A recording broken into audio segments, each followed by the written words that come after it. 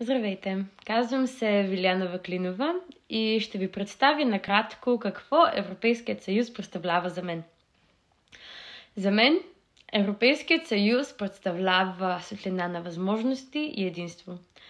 Този съюз олицетворява свободата да пътуваш, да учиш и растеш извън собствените си граници, насърчавайки среда, в която културите се сливат, идеите процъфтяват и бариерите се свалят.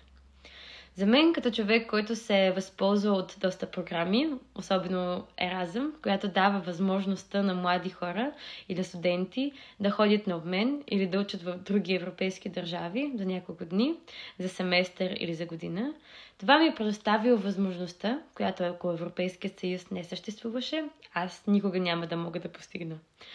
Аз избрах да продължа своето обучение във Франция чрез Еразъм. И там се запознах, както всеки човек, с много други студенти от цял свят.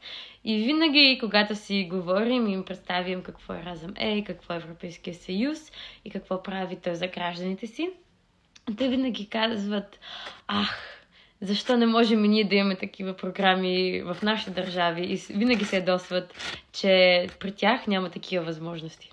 И затова на този ден, на 9 май, когато празнуваме Денят на Европа, трябва да се гордеем, че може да бъдем част от проекта, който е започнал като мисия да се спаси Европа от разрухите след Втората световна война, а се е превърнал в нещо много по-голямо.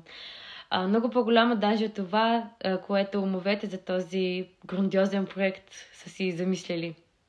И както е казал Робърт Шумен на този ден, през 1950 година, когато е представил своето предложение за сътрудничество между европейските държави, с което е станал като един от бащите на Европа.